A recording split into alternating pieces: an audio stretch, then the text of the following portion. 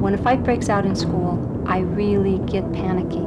My stomach ties up in knots. I get anxious. I want to jump in and break it up with these kids. But I don't know what to do. And I feel totally incapable of handling the situation.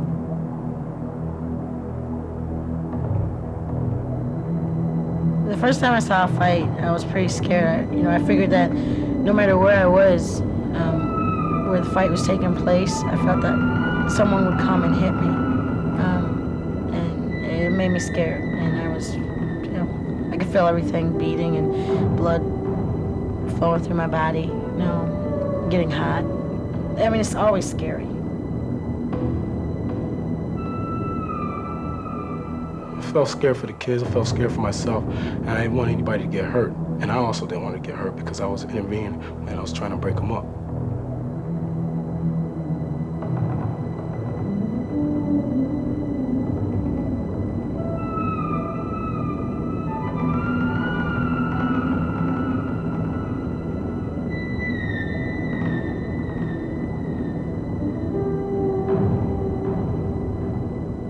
Serious fighting among students in American schools has become more frequent, more lethal, and more characteristic of younger students and adolescents. As a result, students are being injured, bystanders are becoming victims, and we find more and more reference in educational writings to the battered teacher syndrome. The educational mission of schools is suffering as schools increasingly become battlegrounds. How to control and manage such high level of aggressive behavior has become a major concern. We believe that effective fight management begins before the fight begins, with increasing attention by school personnel to lower levels of aggressive behavior, such as student cursing, student harassing, student bullying, and other similar behaviors that aren't quite fights. They're low levels of behavior, but if the student engages in them, and no consequences follow, the student learns the message, aggression pays. Those forms of aggression can often grow into higher levels of aggression, like student fights. A good motto for school personnel to follow is, catch it low to prevent it high. Even if successful in that regard, however, fights will nevertheless happen and have to be managed skillfully. A good first step in the skillful management of fights is careful attention to fight behaviors when two or more students go at it. Okay, remember you guys, we have been reviewing equations, and I want you guys to remember when you do your homework tonight that you have to go through the 5-step process. First step, recognize the problem. 3x minus 5 equals 7x minus 20. It was the day before Thanksgiving vacation, and it was my afternoon math class. As the class went through, there wasn't anything unusual going on. But as soon as the bell rang and the students got up to leave, one of the boys grabbed the boy who was walking out in front of him. The first I became aware that there was a problem was they had flung through the air, landed on top of a student's desk, and turned it over. And the boy that seemed to be the aggressor picked the other kid up and then slid into the wall. And the boy's name was John. And John had this kid's head locked under his arm, and he was ramming his head into the wall. Well, I have an intercom in my room, and I had immediately hit that and sent a kid to the office. The noise of the fight made some of the other kids come piling back into the room, but it was so violent that even they were afraid to get close to them. And I remember that I was standing right next to John this whole time, ordering him to stop. And he was holding on to the kid, ramming his head into the wall. And then the two other teachers finally came into the room. And then finally, at that point, we were able to pull John off. The principal kept the rest of the class out of it. And then he took John, and I took the other kid to separate offices to find out what caused them to explode like that. Just take a deep breath. Thanks. Take a deep breath. Relax. Relax. Relax. Count to 10. Why is it my fault? He was the one who attacked me. Why do I get in trouble? Well, both of you guys are going to probably get in trouble. But why should I be the one? He started it. Before we even get into that, why don't you tell me what happened? Because you're one of my brightest, smartest, calmest students, and I don't understand what happened. How could this... I don't get it. We had 4 people in the room stopping this whole incident. What happened? He keeps telling me that I'm calling his mother names, which I'm not, and giving him the finger. And I might have given him the finger a couple times. Wait. The finger? You telling me all this is over the finger and calling your mother's names? No, or he calls my girlfriend names, or me, or when I go by him in the hall, bump me, Okay. run into me. Come on. So you're telling me that John was calling you names and giving you the finger. Talk about Now, it. don't you think you... Get things settled. This is bothering me. Man. Come on. John, How sit is down. this shit? John, relax. Sit down. Don't break the chair. I don't need this shit. Where is he? John, listen.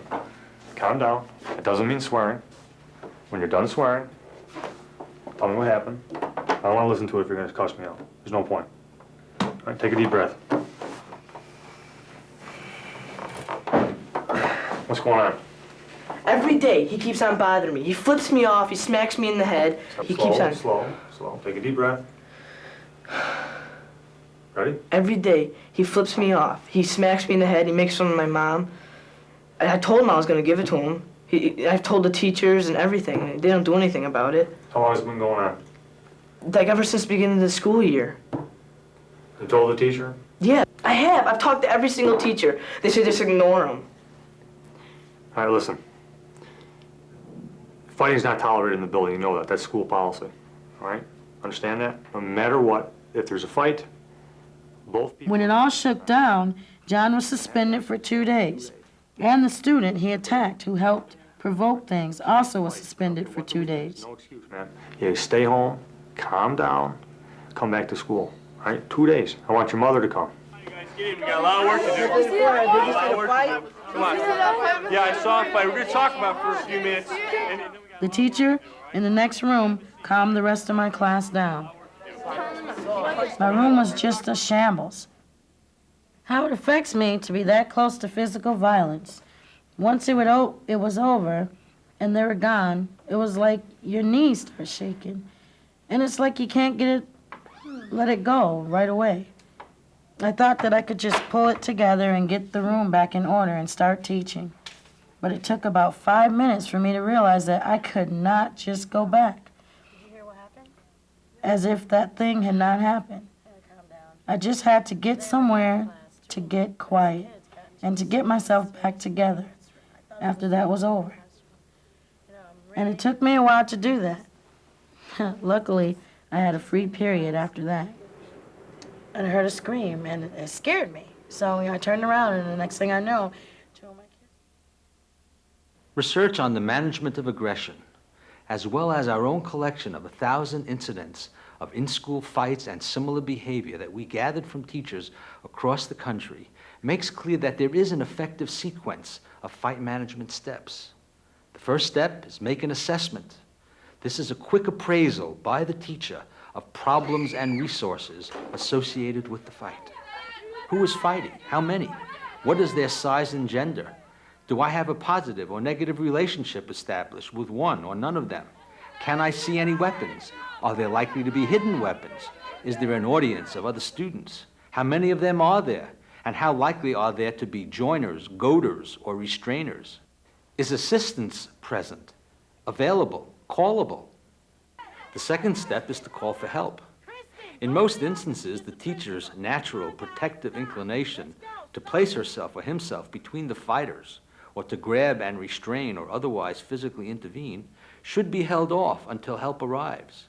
We urge such delay with some reluctance because we realize it will often result in greater injury to students. But quick, solitary interposing of the teacher's body will only serve to increase the number of battered teachers in America. Step 3, defuse disputants. Aggression often appears to be contagious. Calmness can be contagious too. In the heat of the moment, especially when the aggression is also targeted toward the teacher, it can be quite difficult to remain calm and speak slowly and softly. Such behaviors by the teacher or other school staff at a fight scene can have an aggression-reducing, diffusing effect. Models of calmness can cause calmness in others. This calming effect is especially likely the earlier in the fight it can be used, before the youngsters involved are highly aroused. Teachers should avoid the use of threats, ridicule, getting in the student's face, and instead try to call the students by name, offering reassurance or face-saving advice. Using firm requests rather than demands are additional diffusing tactics which may be effective. Step 4, separate safely. We repeat and urge as strongly as we can that teachers not assume that they must place their bodies between fighting students in an attempt to break it up. Teachers do get injured, sometimes quite seriously, and even though holding off restraint attempts until enough assistance arrives may result in additional injury to the fighting students, such may have to be the choice. Come on, you guys, break it up. Further, even if the teacher is being helped by other teachers or administrators, intervention should be attempted only if the teacher possesses the requisite physical restraint and containment skills. Step 5, crowd control. Other students will typically be drawn to and gather at the scene of a student fight. Some may urge on one or more of the fighters or actually join in the fight. Many others will simply watch. Some will be frightened and intimidated. All of this audience, fighters, inciters, onlookers, or others, are in danger of physical harm. Both for their own sake and that of the original fighters, they should be the target of efforts at containment and dispersal. Doing so swiftly and competently will require the services of at least a few, and maybe several, school personnel. It will help if the school has in place, as part of their call for assistance system, an all-call code system, so that all available school personnel can be summoned to the fight scene. The 6th step is to interview the disputants. This is the information gathering part of the fight management sequence. Ideally, each fighting student is removed by one, or better 2, members of the school staff to separate offices, continuing during this shepherding process to engage in whatever restraint and calming tactics are still necessary. The interviewer, typically an administrator, optimally will model calmness in his or her own interviewer style, thus encouraging continued de-escalation of the fighter's emotional arousal. Step 7 is take appropriate action. Based upon the interview information, school policy, who the fighters were, the nature of injury, the nature of the fight, a decision is made about appropriate actions to be taken. These may include counseling, mediation, referral, suspension, a call to parents, a call to police, or other procedures. Right, you can't fight. I don't care what the reason is, no excuse, man. You stay home, calm down, come back to school. All right, 2 days. I want your mother to come. The 8th step is to debrief the class. Following the fight, the students who witnessed the fight should be debriefed. They may be fearful, having experienced the fight. They may be frightened that they themselves will be attacked. They may be anxious, having gone through an out-of-control environment. A brief post-fight opportunity for ventilation, reassurance, and clarification will be well worth the time invested. The final step is for the teacher to care for herself or himself. Student fights also cause teachers to feel fearful and anxious. Though very few schools recognize and provide for recovery opportunities from such experiences, we urge teachers to make efforts on their own, if necessary, to deal constructively with the emotional consequences of fight management participation, even if the effort is nothing more than 5 to 10 minutes for the teacher to pull herself or himself together. Now let's view a second fight together. Rather than stopping the action as each fight management step is carried out, we'll keep the fight and its aftermath going and show on the screen the step as it's being taken. He was like, booty, man. Hey, teach. Hey, girls. I know it, man. I know this dude's a punk, man. He gotta be a punk. Give it up, the jerk off. 2 students became involved in name-calling and then fighting. The fighting started when one grabbed the other's hat and proceeded to pushing, pulling clothing, cursing, and wrestling.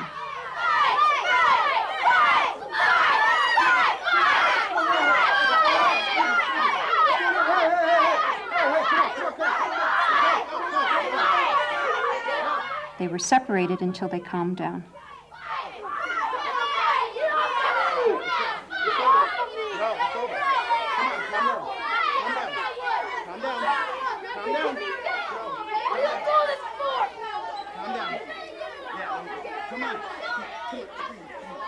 up! What are you doing? Calm right down. Started it, gotta finish it! No. Off of me! It's over. Get on with your day. Darnell's gone. You just relax. Calm down. Come on, I'm here with you. I won't let you go until you're nice and relaxed. Come on, calm down. Come on.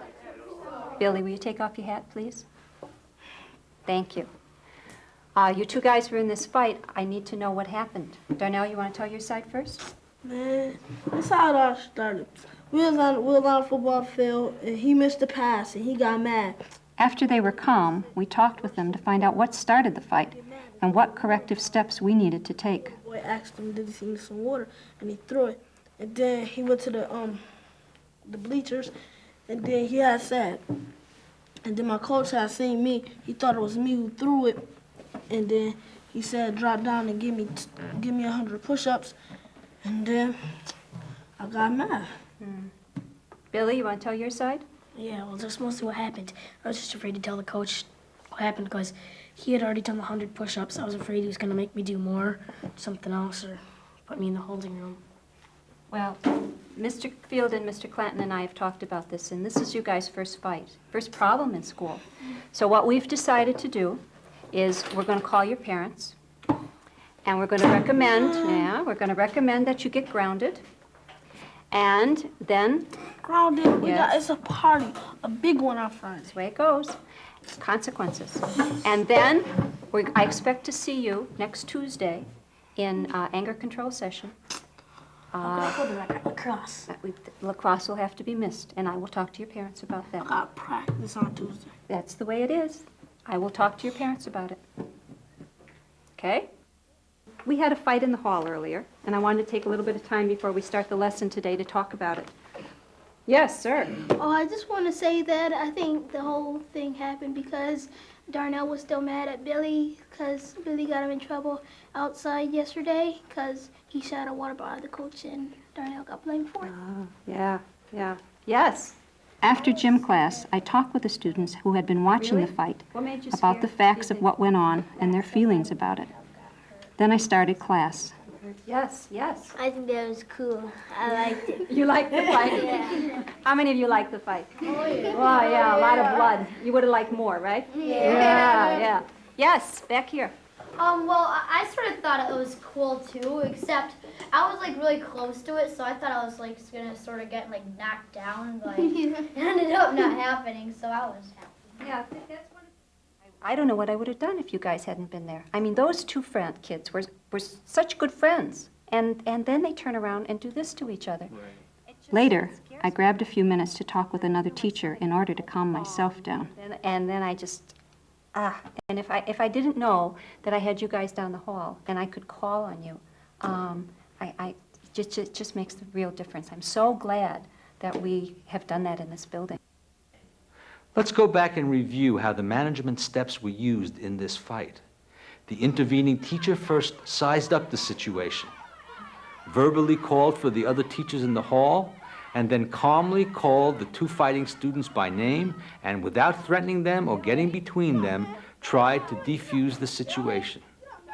When this effort was insufficient and the fight continued, two of the teachers on the scene, safely and skillfully, separated the disputants, and the other teacher kept the witnessing students present from becoming physically involved.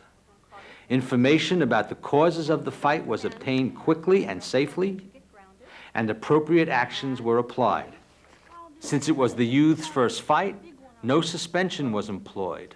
Instead, parents were called, grounding was recommended, and the youths were required to attend the next available school anger control session. Right after the fight, the teacher also then sought to calm down both the other onlooking students and herself. Yes, sir. She accomplished this last debriefing goal by seeking out a fellow teacher to talk through what had happened and her feelings about it.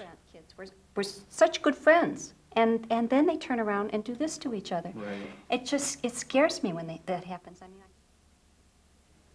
Let's view one last fight. This time we won't interrupt it. See if you can identify each fight management step as it happens.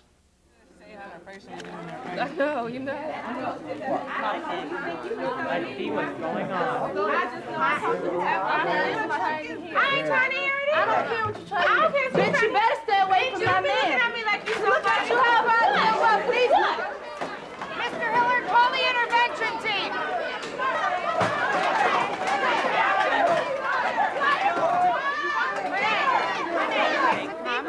Renee, calm down. Renee.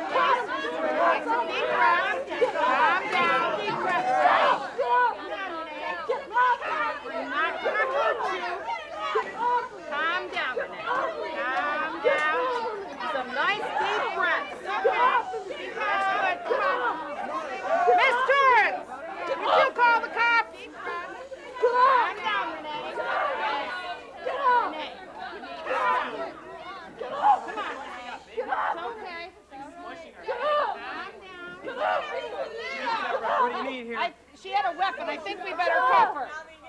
What's her name? Her name is Renee. Renee, Renee, relax. Come on, we have to handcuff you. Relax, Renee. Put that arm around. Calm down. Come on, watch your head. Get her, get her.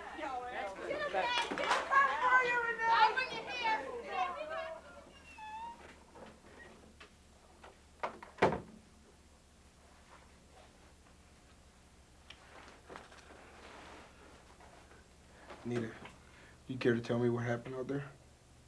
Okay, it all started, we were all just sitting at the lunch table. Everybody was just conversating. And I said, hey, Renee, I went and I saw Rick last night. And then without me telling her the rest of the story, she starts saying, well, I don't want you to see my man. I don't want you talking to him. Yeah. And I felt that it was kind of dunce to fight over a boy. So I was like, well, I don't know. And then she stood up and she turned her tray over.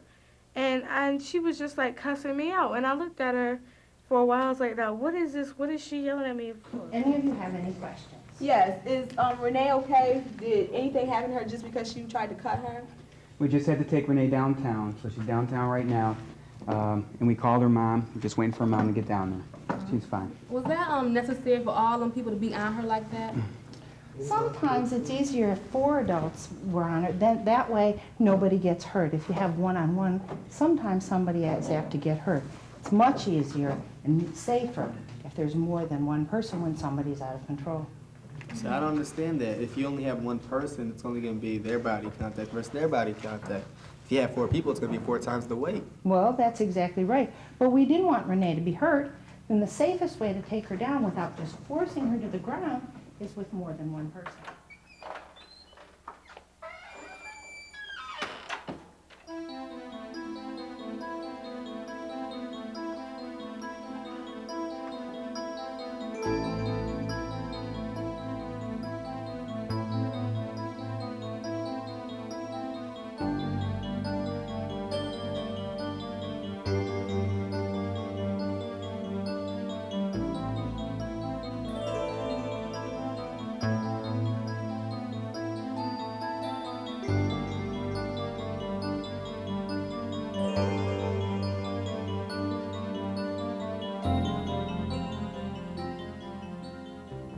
You've now seen a series of illustrations of effective fight management steps. Years ago, none of us would have predicted that school personnel would need such information, but unfortunately, such is now the case. We hope this presentation, however, will serve as a stimulus to all of you to learn and practice what you've seen, to read further about effective fight management, and to seek additional training if you can, in order to help students live and learn in safe and secure school environments, and to protect both them and yourself from injury. One more battered student, one more battered teacher is one more than we need.